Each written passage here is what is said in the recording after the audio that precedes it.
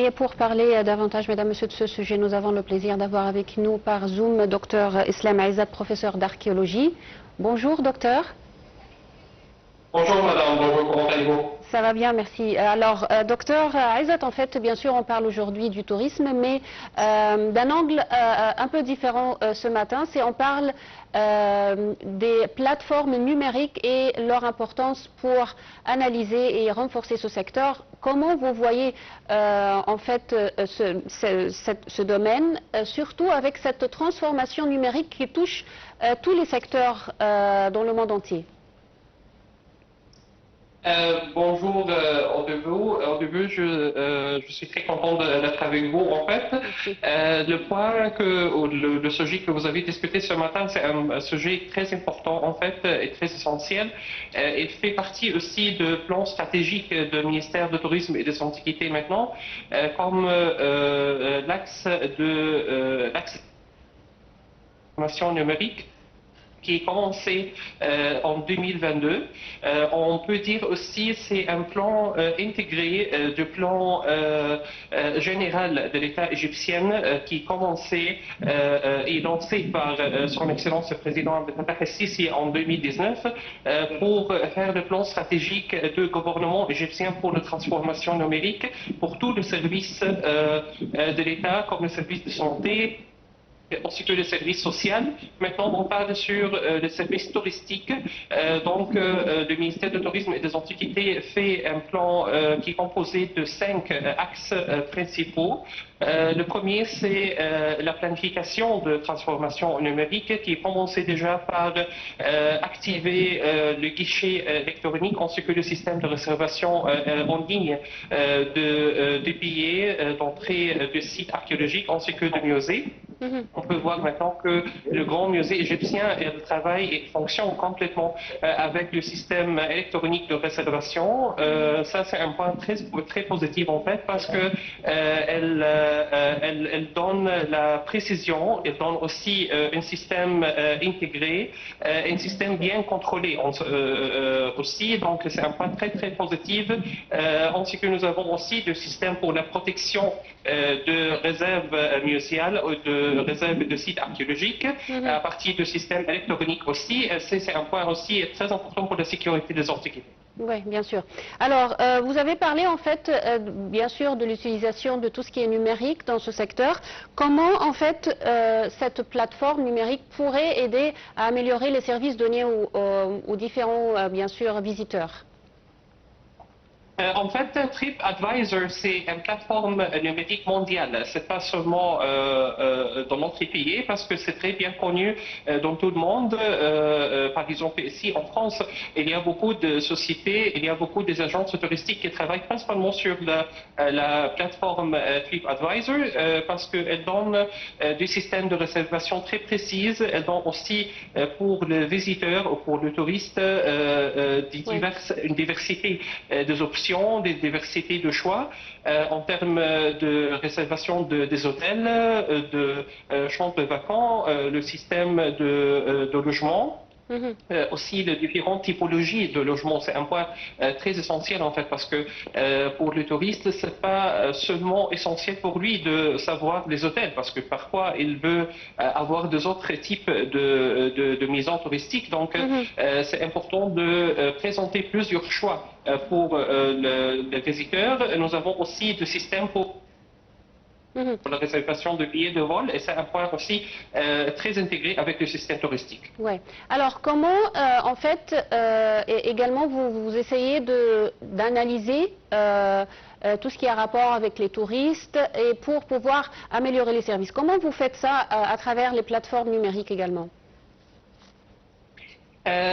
C'est une question très importante en fait, parce qu'on peut faire ça, on peut évaluer aussi la satisfaction de visiteurs, parce que après chaque type de réservation, si on peut voir sur la plateforme de TripAdvisor, on peut voir qu'il y a un système d'évaluation.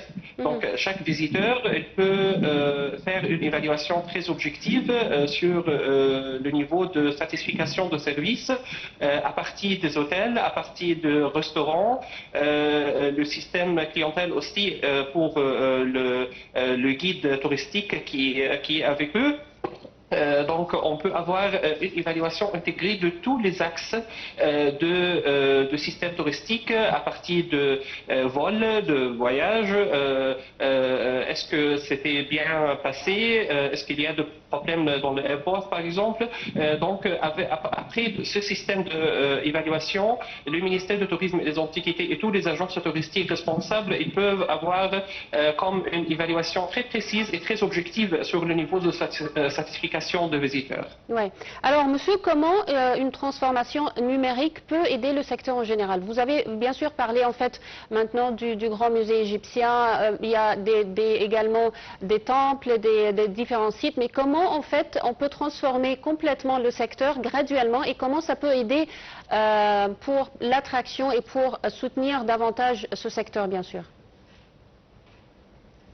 Bien sûr, si on parle sur un plan stratégique comme ça, bien sûr, il a un impact très positif parce que l'objectif principal de ce plan et de cette transformation numérique est de faciliter les procédures. Donc, si le visiteur, si le touriste trouve que pour venir en Égypte, il y a des procédures très faciles, donc il peut venir une fois, deux fois et trois fois. Donc, on peut garantir la répétition de visites.